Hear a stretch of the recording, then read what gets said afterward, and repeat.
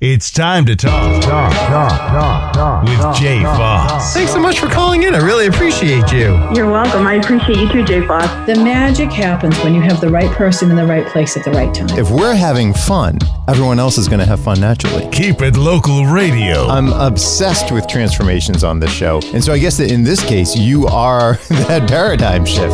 You are the thing that transforms people. That's what people call me. Want to connect with Jay? Dial in. But then the question is everyone tuned into the right frequency? Are you tuned in? Making our corner of the world a little brighter. Did you make the right decision here? Like, are you, did you bite off more than you can chew? In figuring out what makes people tick whenever we start something new. Yeah. There's always that question of raising your inner voice. Wait, was this too much? Did I start hiking a mountain that's a little too high for my level of experience? With Jay Foss. It's a quote by Thoreau. The price of anything is the amount of life you exchange for it. Not just another talk show. We cover all things that make us human. It's time to be heard. How can my values and how can these inner thoughts that I have help me be a more whole human being? Online and on air. We can't legislate being a good, decent human being. So what can we do? We can become more active in this community. Raising your inner voice with Jay Foss.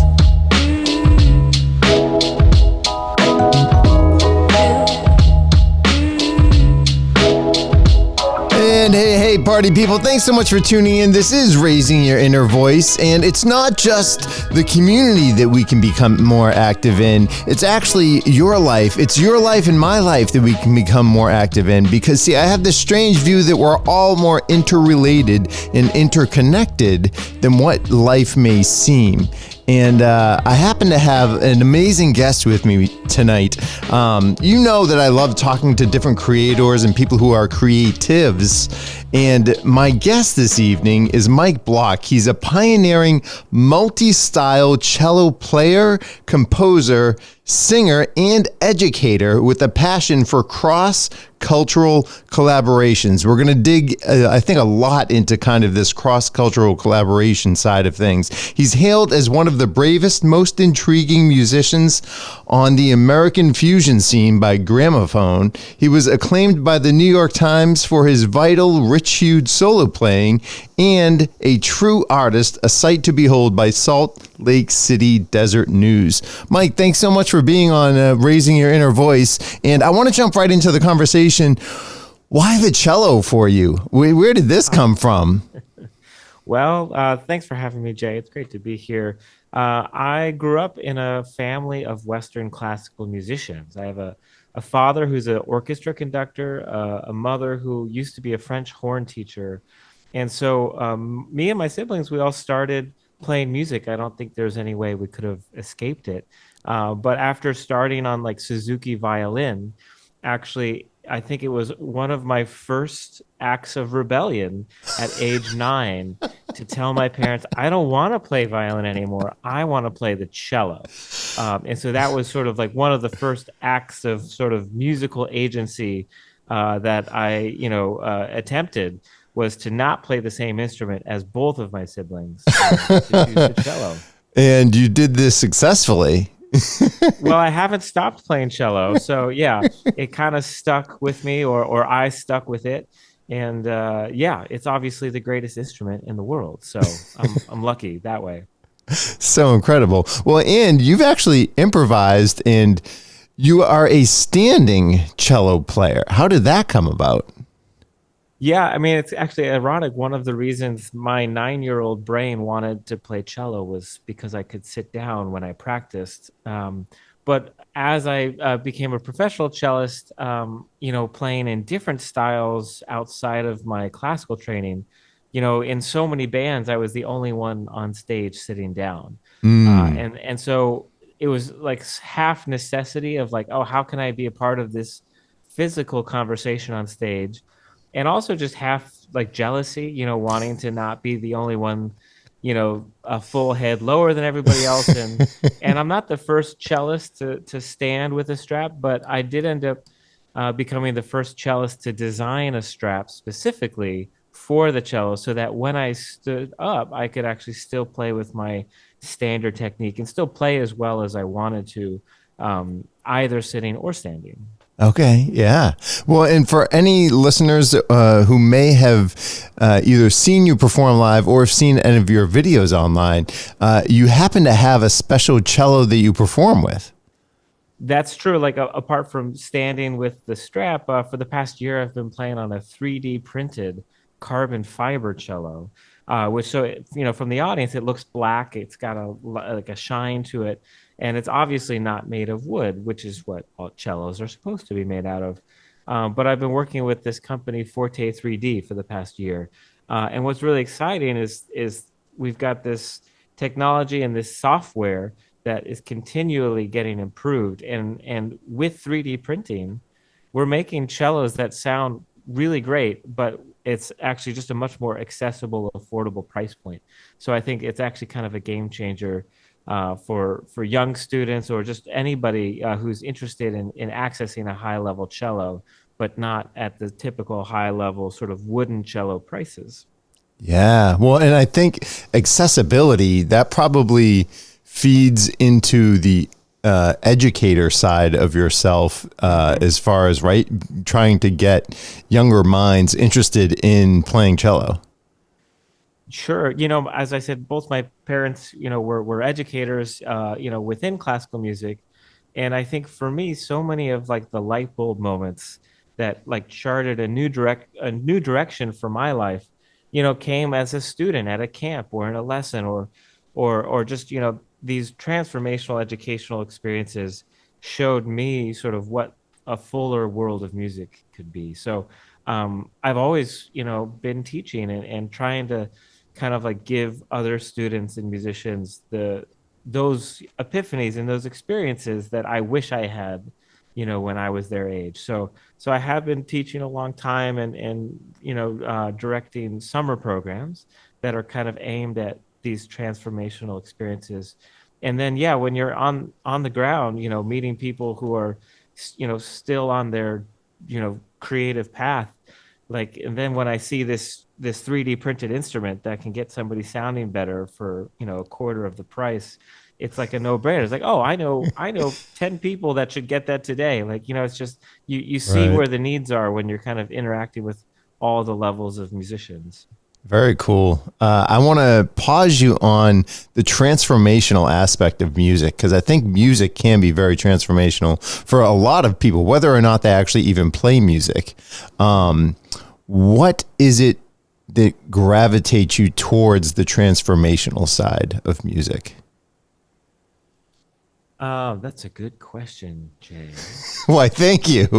Yeah, I'm gonna avoid psychoanalyzing myself as an amateur You're welcome to. psychoanalyst, but You're yeah, you're the one running your life.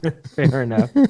Um, I think for me, so I mean, I grew up in Kansas, and that's not typically an exciting place people want to go visit. Um, but music for me always was this window to the world. So, Yeah. like by learning classical cello, I could learn about things happening thousands of miles away, hundreds of years ago. And then as I started learning different styles, jazz, Indian, Arabic, African, like just all of these different cultures of music, like I could get inside the mind of other times and other places, people from other cultures, and so for me that always has carried a lot of value, because from the beginning I was sort of unsure of my own identity as a kid growing up in Kansas in the late 20th century. Why am I playing an Italian instrument?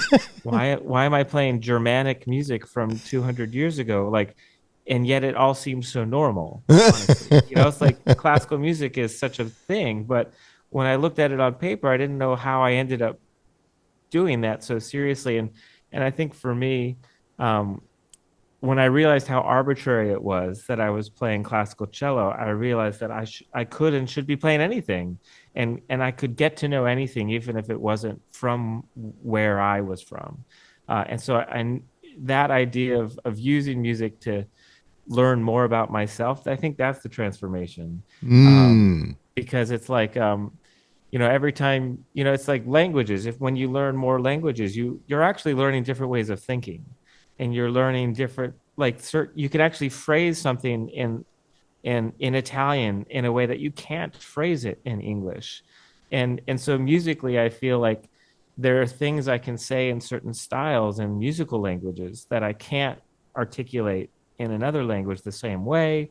And then through that process, I'm learning more about how I feel, and I can access more of those internal, feelings by going through that process. Is a lot of it expressing different feelings for you? And for anyone just tuning in, this is Raising Your Inner Voice. This evening, we're speaking with Mike Block, who is a multi-styled cello player.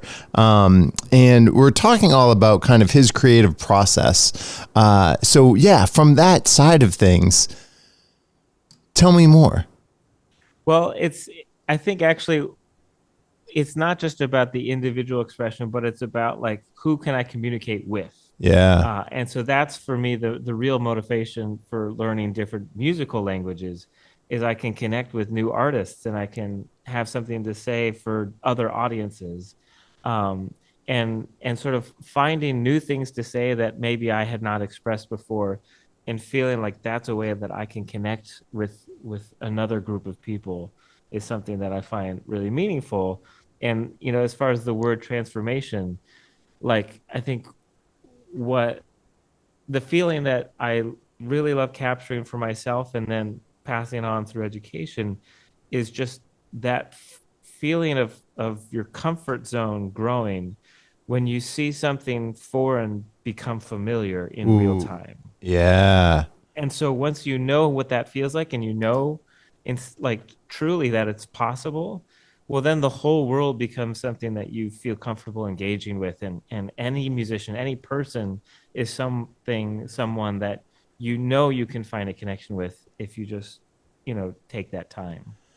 Have you ever found something where you regretted connecting with someone on whatever issue, at any collaboration project, something that felt too risky instead of meeting that comfortable level and expanding your comfort?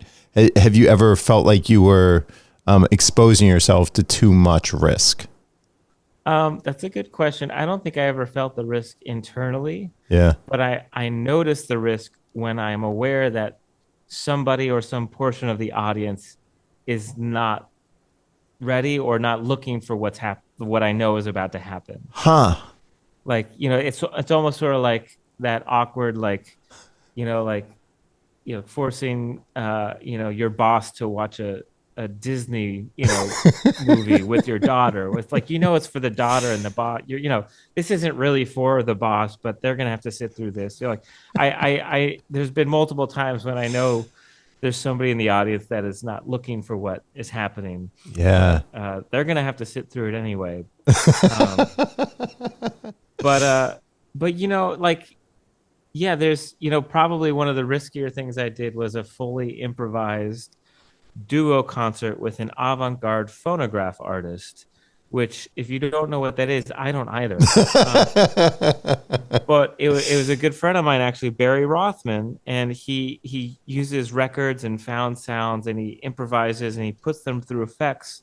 But he's not a DJ. There's nothing groove based about the way he spins records. It's very atmospheric, and even the way he interacts with me is not instantaneous. It's kind of like a slow moving, like, oh, Mike's kind of doing this. Maybe I think I have a record that could, like it's a slow moving conversation. Yeah.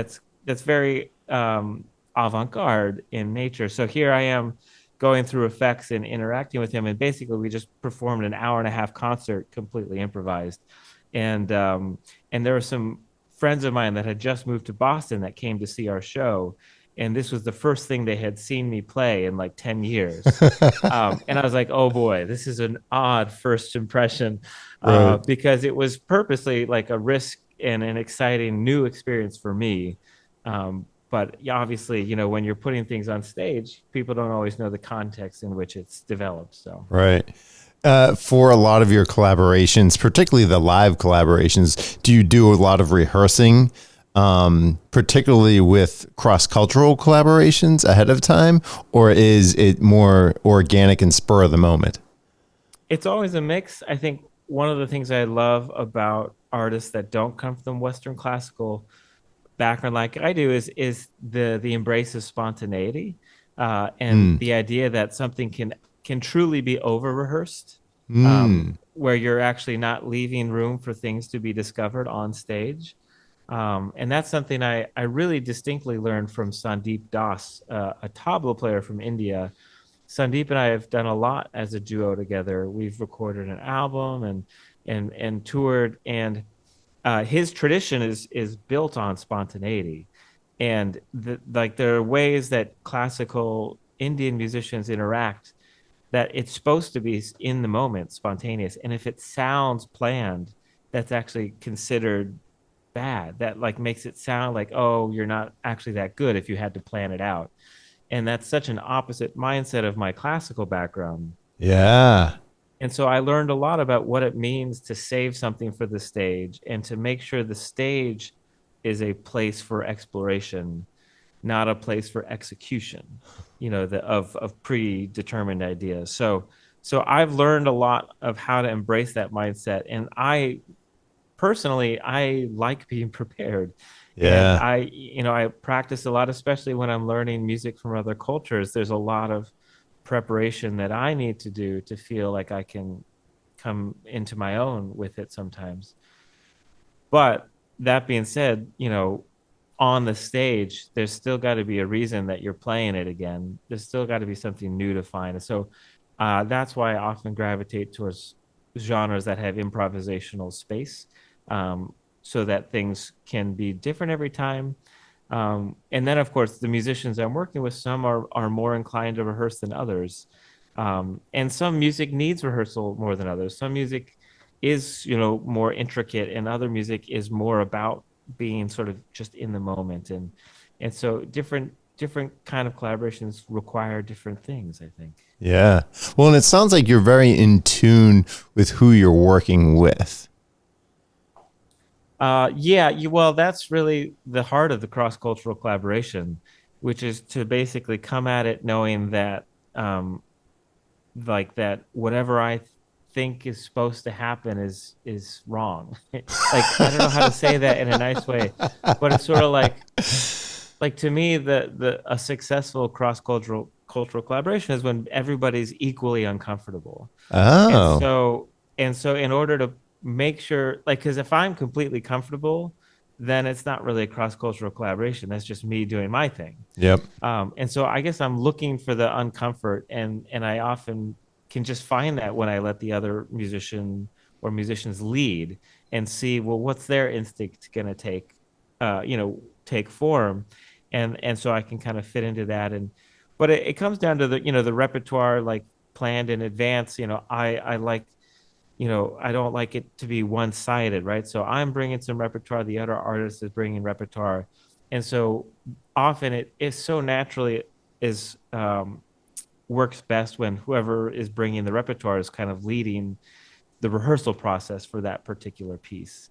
And therefore, if there's two, three people on stage and everybody's leading different things, then everybody's instincts can kind of manifest, and kind of like a dinner party, like one person is hosting, so you're going to eat the meal that they're cooking, and sort of, fitting into it as best you can. Yeah. Well, in a dinner party, I really like that idea because people are still adding and contributing to it and sharing with each other, right? So that's a really good analogy. For anyone just tuning in, this is Raising Your Inner Voice. I'm speaking with Mike Block, who's a Grammy Award-winning multi-style cello player, composer, singer, and educator.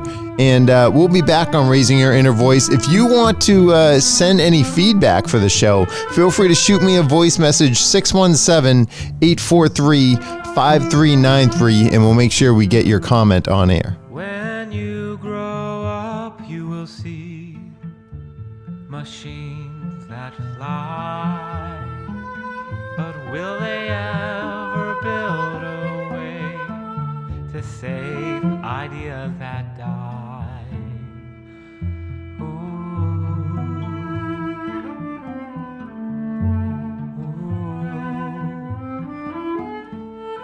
sense of sunlight, the sound of the sea was the beginning of me. Even grown men cry to be free, dreaming of what could be. But each day I'm reborn, each day I begin again. The music is never the same when the birds sing along in the morning.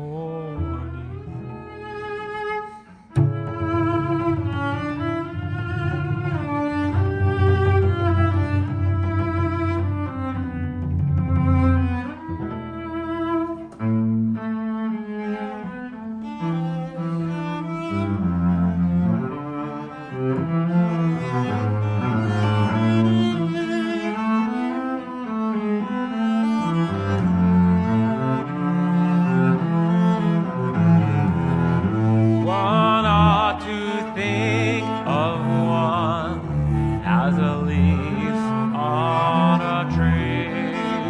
In the autumn you will see the heart is a refugee.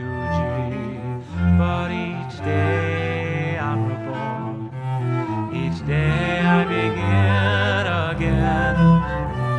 The music is never the same when the birds sing along in the morning.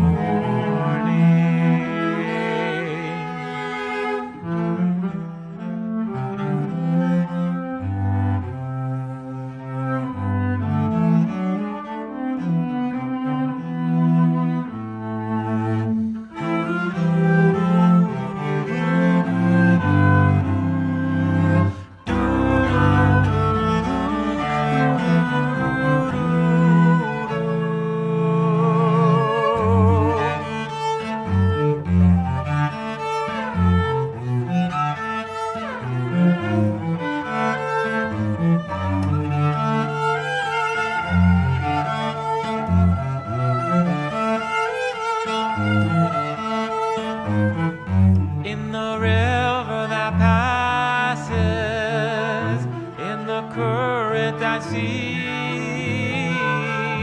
in waves of reflection, my fish waits for me. In the river that passes, in the current I see, in waves of reflection, my fish waits for me. But each day I'm reborn, each day I begin again. The music is never the same when the birds sing along in the morning. Each day I'm reborn, each day I begin again. The music is never the same when the birds sing along in the morning. Stay with us as we continue raising your inner voice with Jay Foss. Hi folks, this is Gerard Moynihan of Moynihan Lumber. If you're replacing the windows in your home, please see the Anderson 400 series windows on display at any of our 3 locations in North Reading, Beverly, or Plastown, New Hampshire. The Anderson 400 is attractive, durable, energy efficient, and reasonably priced. Remember, Anderson is the most trusted name in windows. See the Anderson 400 at any of our 3 locations. That's North Reading, Beverly, or Plastown, New Hampshire, or at MoynihanLumber.com. Moynihan Lumber, we measure up. If you have any issues, topics, or voices that you think would be great to be heard on this show, please reach out, jay.foss@me.com. If you want to add your voice to the conversation, record a voice memo and email it to me, or tune in live Sunday evenings at 7 p.m. How's your 401k? I'm Luke Noble of Noble Financial Group. As a certified financial planner, I know you can't plan for everything, but we can prepare you for life's twists and turns. We'll make a plan to help your money last through your retirement years. Our team is dedicated to helping you achieve your financial goals. Let us help. Visit noblefinancialgroupllc.com. Securities and investment advisory services offered through MML Investor Services. Member SIPC. Noble Financial Group is not an affiliate or subsidiary of MML Investor Services. Making our corner of the world a little brighter, online and on air. Raising your inner voice with Jay Foss. I ran into your wall. I ran into your wall. I ran into your wall. I tried to push it down. I tried to push it down. I tried to push it down. I tried to push it down. My eyes have seen the one I love. I won't ever be gotten rid of. I've got my foot stuck in the door. Won't you join me on the dance floor? It's time to dance. Oh, it's time to dance. Oh, it's time to dance. Oh, it's time to dance. Forever and never, you and I. Can it be all see my eyes? Together forever in the sun. Come dance with me and dance over.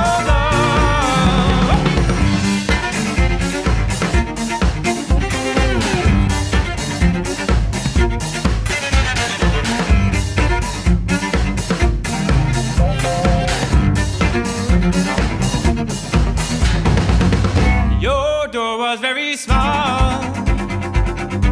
Your door was very small.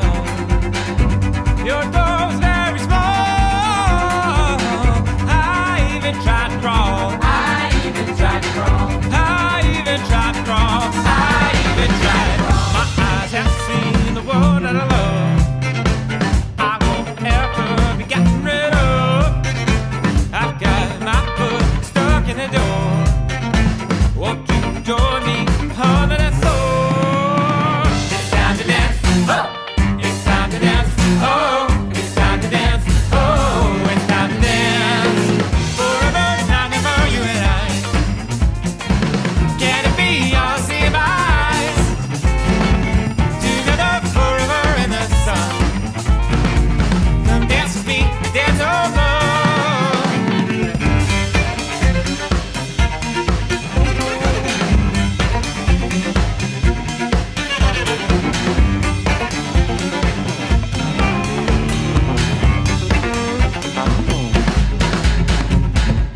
I'm tearing down your wall. I'm tearing down your wall. I'm tearing down your wall.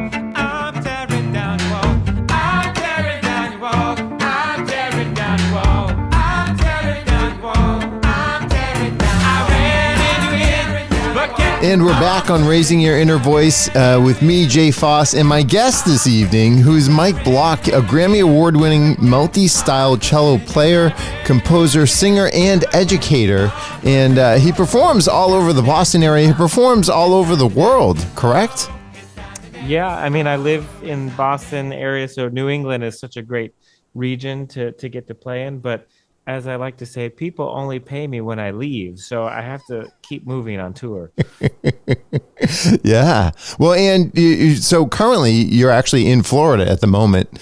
Yeah, exactly. I'll be playing here next week, and actually, Florida, I come to regularly. I run a string camp in Vero Beach, Florida, which has been happening for 16 years. Wow. Yeah. And so, but, like I can't remember where I'll be next, but, definitely touring, mostly domestic, and a couple times a year internationally.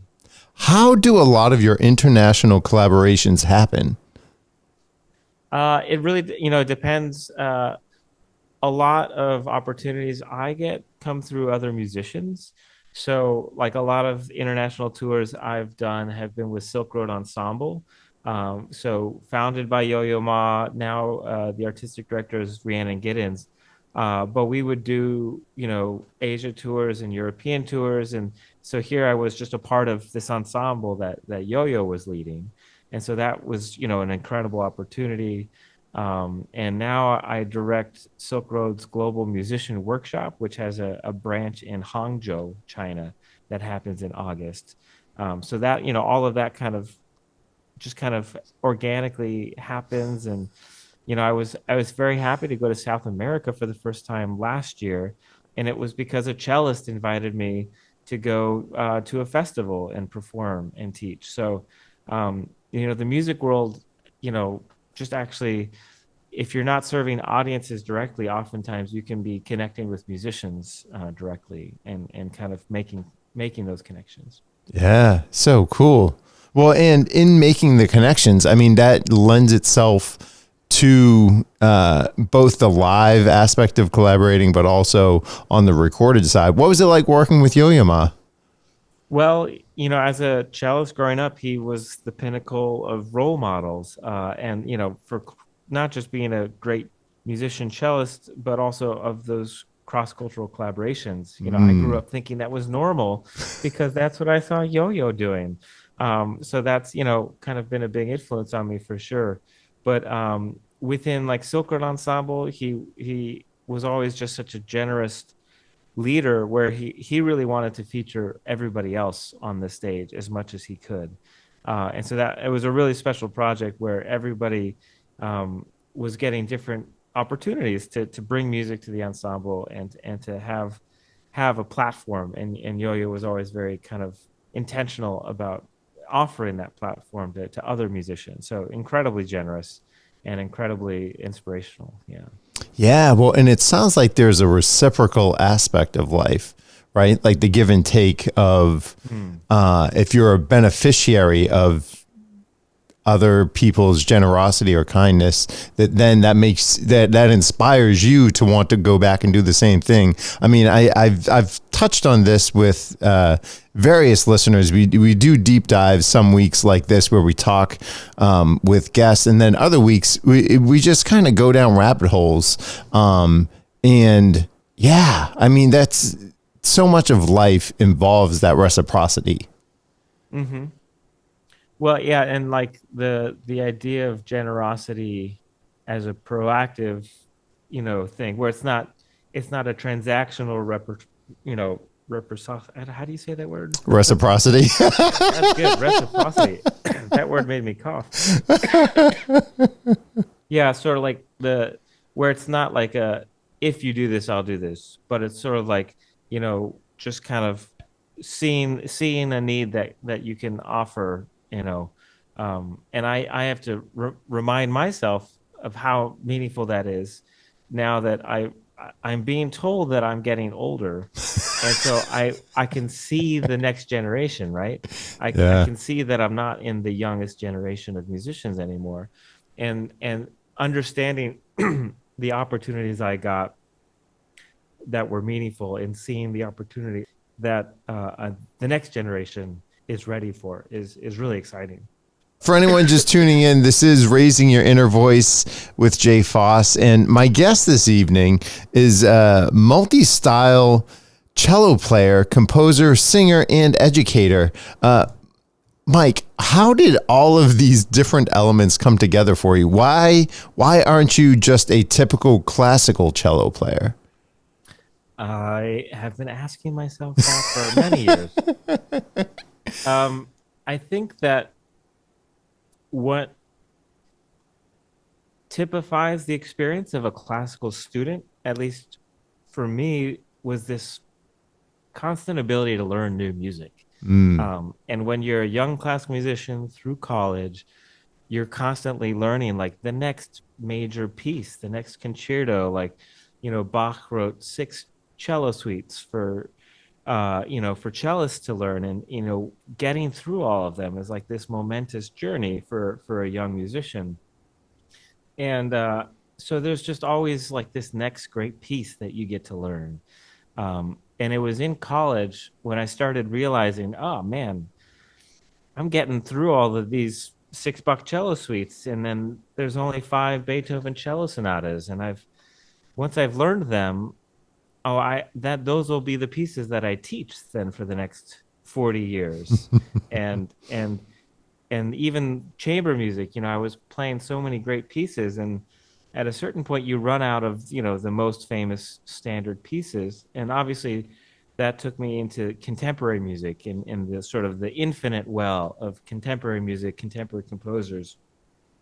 But but truly, actually, I think that was half of what I loved about learning classical music was just like, getting in the mind of a new composer and learning a new piece. And I think for me, as I was becoming a young professional classical musician, I just wasn't finding it, like just my unhealthy need for novelty was not satisfied. And so as I started learning other genres, suddenly you know, this untapped infinite well of other styles and repertoire from other cultures just has really kept me inspired for much longer, because there's just obviously no way that I could ever run out of things to learn once you open yourself up to the whole world. And so that's definitely a recipe to feel constantly like inferior and it's like constantly stepping into a new situation where like, oh, I know nothing about this. Where do I start? And so I think that is a big part of why I searched beyond classical music, was because I just wanted to keep learning brand new things. And then I think part of what I was looking for was kind of, as we were talking before, is like I wanted to learn more about what my artistic voice Yeah. could be, and really the role of a cellist in the classical world is in a really beautiful way to highlight the voice of the composer. And that's really the point of interpreting these great pieces, is to bring out these compositional voices that have stood the test of time through centuries. And actually, there's obviously a spectrum of performers that maybe are more sort of individualistic in the way they play. But for me, I just felt like I didn't have the room to explore my voice as much as I wanted when I was playing music written by other people in that classical environment. So I just find a lot more room for myself in my music when I'm playing music that I'm writing or co-writing or improvising in. Yeah, well, and speaking on the composition side, Mike, you're an in-demand arranger for other artists, and you've contributed to recording and performances for Miley Cyrus, Elton John, Bobby McFerrin, Metallica, Morrissey, Raffi, The Knights, and many of the world's finest dancers as music director of the Vail Dance Festival. Yeah, that all happened. Yeah. What was it like arranging something for dancers? I would think that would be a vastly different experience. Yeah, well, it kind of plays into what I was just talking about in a way, actually, because I do love collaborating with dancers, and um, the the purpose of the music is really to serve the dance in most of the environments, like in the best possible way. So there's a lot that the dancer needs support in, with tempo or with just the general emotional intensity, is kind of you're really serving the choreography. And so I found myself connected to some of those scenes and to some of those musicians, and that's actually a way, like it's a really much more satisfying balance for me to still be serving somebody else's artistic vision, but in a specific role where I've got my own little box within which I can have more flexibility. So like whether it's writing arrangements for Metallica or Raffi, it's sort of like you're serving this song that already exists, but really what people are looking for is for you to bring something special that they didn't think of. And that's really like you have to bring a new spice that kind of justifies adding strings or adding cello or whatnot. And so that's a cool mindset, I think, to be in. It's like walking into a party where there's like everything's already set, and like you've got to somehow contribute to this conversation in a way that doesn't derail the party but just makes everybody happy you're there. And Yeah. so it's kind of a special mindset to kind of get inside. Well, and I would think, I mean, would that be intimidating at all?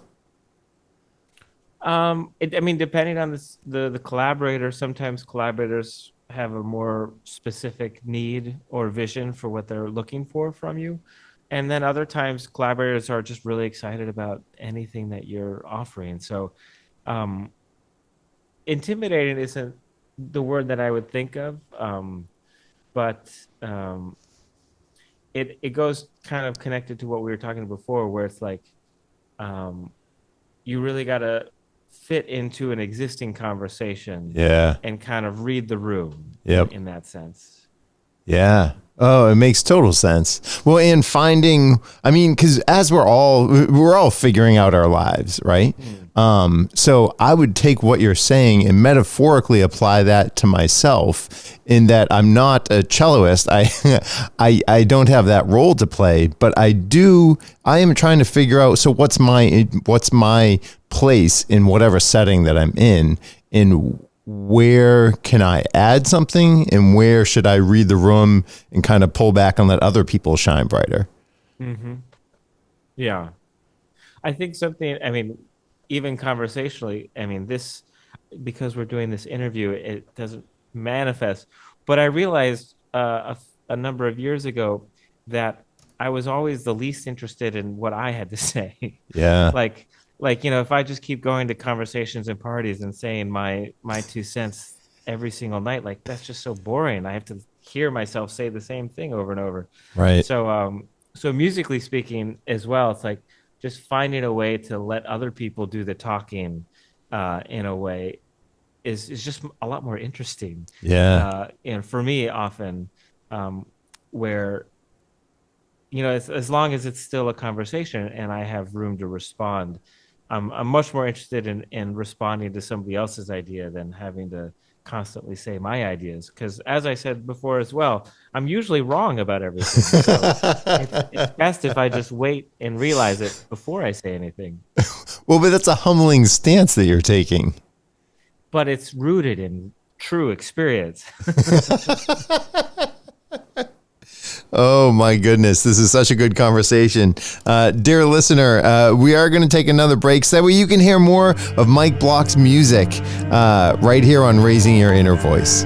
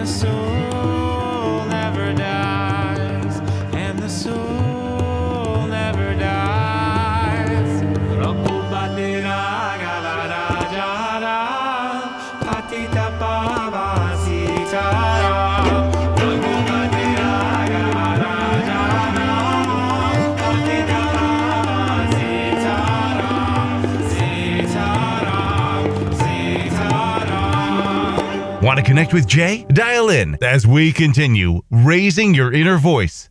Are you worried about the stock market, your 401k, or rising costs? Hi, I'm Luke Noble of Noble Financial Group. As a certified financial planner, I know you can't plan for everything, but our dedicated team of professionals can better prepare you so your money lasts as long as you do. Let us help. Visit NobleFinancialGroupLLC.com. Securities and investment advisory services offered through MML Investor Services. Member SIPC. Noble Financial Group is not an affiliate or subsidiary of MML Investor Services. Hi, I'm Paul from Gentilly Brewing, and we've been open for 9 years this March. Celebrate with fresh cans of Allen's Rye Pale Ale, South African Pilsner, Imperial Porter, Divergent IPA, and our own Irish Red. Come on down to 59 Park Street in Beverly to grab some to go. Want to try before you buy? Sample them all in our custom flight board.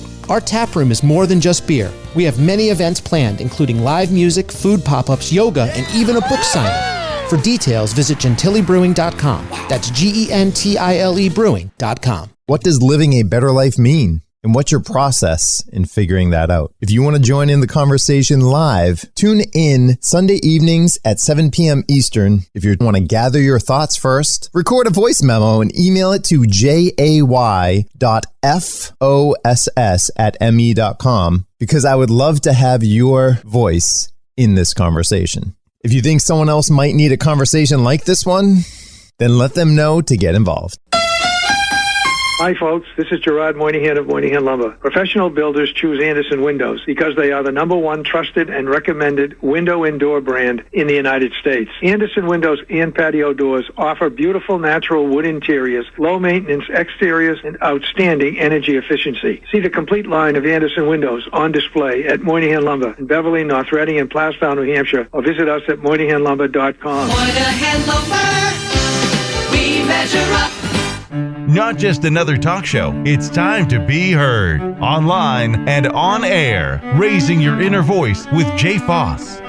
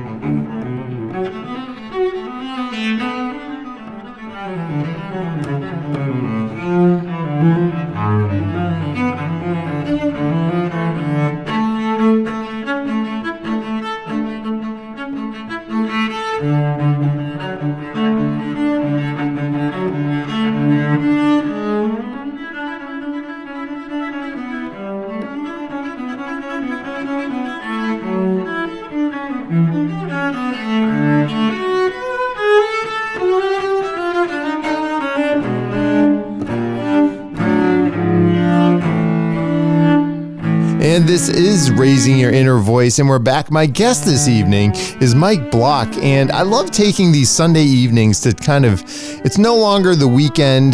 Well, technically it is, but it's not really the weekend anymore on a Sunday evening, and it's not quite the weekday either. We take this liminal space and we do deep dives and figure out what it is that makes different people tick.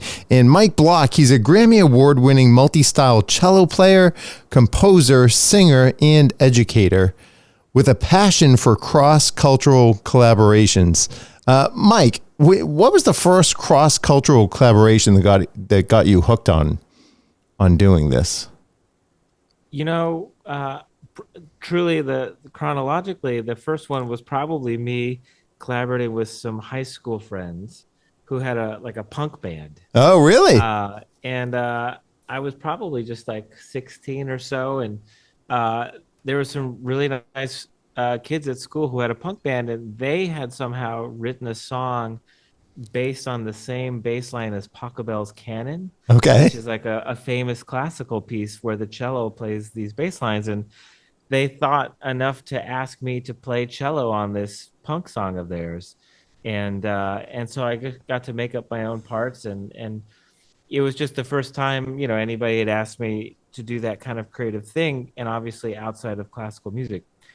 So that would have been the first, but I think it all kind of came through joining rock bands when I was in college, and then the two big experiences were getting to work with Yo-Yo Ma and the Silk Road Ensemble. Before they hired me, I was a student in a workshop they did, and so suddenly that was truly eye-opening, in a different way than the punk band, which was just super fun. But here I was sitting next to people playing instruments that I had never even seen before. So here I am asked to play music with a Persian Comanche player, and I knew nothing about Iran, and I had never even heard of this instrument. And just this, I think, that idea that I could just sit next to somebody and know nothing about where they came from and still try stuff. I think that was really eye-opening. It just expanded my idea of what music was, because it was obvious I was surrounded by deep traditions of which I knew nothing.